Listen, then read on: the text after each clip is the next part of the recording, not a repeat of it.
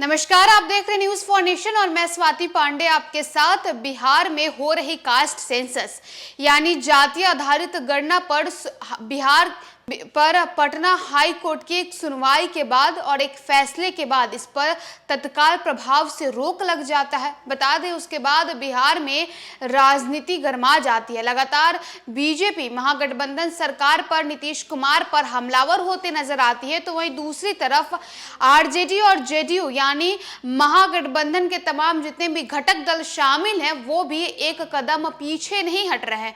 लगातार बीजेपी पर निशाना साधते नजर आ रहे हैं। बता दें कि हाई कोर्ट के फैसले के बाद अब राजद ने बीजेपी के ऊपर जोरदार हमला बोला है और हमला बोलते हुए कहा है कि बीजेपी मुंह में राम बगल में छुरी चरितार्थ कर रही है। अगर बिहार में कास्ट सेंसस यानी जातीय आधारित गणना हो जाती तो ये पता चल जाता कि बिहार में पिछड़े और अति पिछड़े जो लोग हैं उनकी संख्या बल कितनी है, और अगर ये पता चल जाता तो वो लोग खुद को सशक्त करते, अपने समाज को और स्ट्रॉन्ग और मजबूत करते, जो कि बीजेपी कभी नहीं चाहती थी।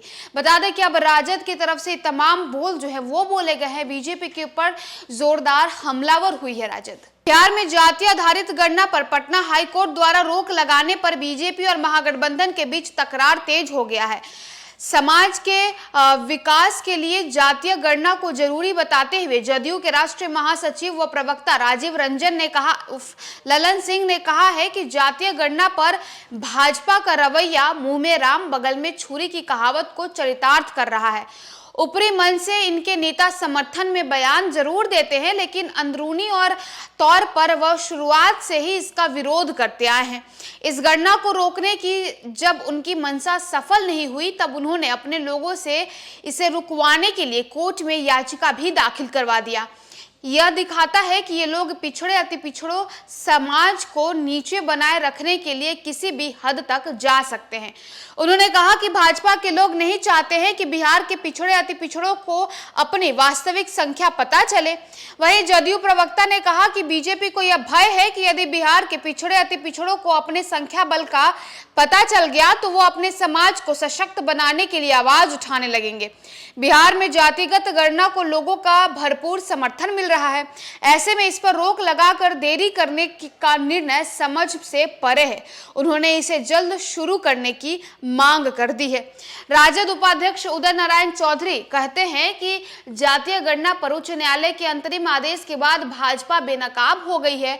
उसका वास्तविक चेहरा और दोहरा चरित्र उजागर हो गया है। शनिवार को एक प्रेस वार्ता करते हैं और इस प्रेस वार्ता के दौरान वो बीजेपी पर आरोप लगाते हैं और कहते हैं कि दरअसल दलित बहुजन विरोधी गोलवरकर गैंग बहुजन आबादी के सच को सामने नहीं आने देना चाहती और इससे डरती है। आगे बता दें तो उदय नारायण चौधरी कहते हैं कि इतिहास गवाह है कि जब जब सामाजिक न्याय की धारा अपने सरोकार की बात करती है तो भाजपा अपने बहुजन विरोधी तेवर के साथ किसी न किसी रूप में रुकावट डालने की कवायद करती है। जब मंडल कमीशन की सिफारिशें लागू की गई तो कमंडल के सहारे बहुजन सरोकार को रोकने की कोशिश की गई। 1931 की जातिगत जनगणना के आधार पर ही मंडल कमीशन की रिपोर्ट लागू की गई थी। इसके लिए राष्ट्रीय अध्यक्ष लालू प्रसाद, मुलायम सिंह यादव, शरद यादव, रामविलास पासवान ने सकारात्मक पहल की मांग करते हुए जातीय जनगणना की मांग की थी।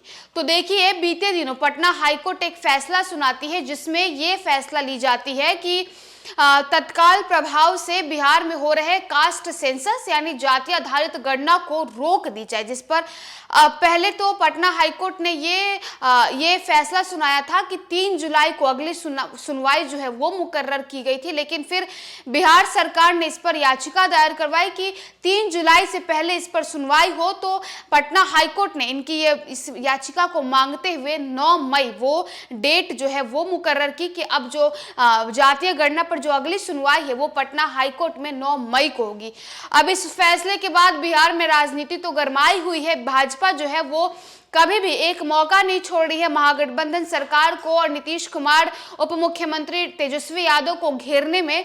तो अब एक और मौका मिल जाता है, वो है जाति आधारित गणना, जिस पर बीजेपी लगातार महागठबंधन सरकार और बिहार सरकार को घेरती नजर आ रही है। तो वहीं राजद अब जो है वो बीजेपी को कह रही है कि बीजेपी मुंह में राम बगल में छुरी, ये जो कहावत है इसे चरितार्थ कर रही है। ये नहीं चाहते हैं कि बिहार में जातीय जनगणना हो, क्योंकि अगर बिहार में जातीय गणना होती है तो बिहार में अति पिछड़ों और पिछड़ों की कितनी संख्या भले ये उन्हें पता चल जाएगा, जिसके बाद वो अपने समाज को मजबूत बनाएंगे, जो कि बीजेपी कभी नहीं चाहती है। फिलहाल इस खबर में बस इतना ही। और भी वीडियोस और अपडेट्स के लिए आप देखते रहे न्यूज़ फॉर नेशन।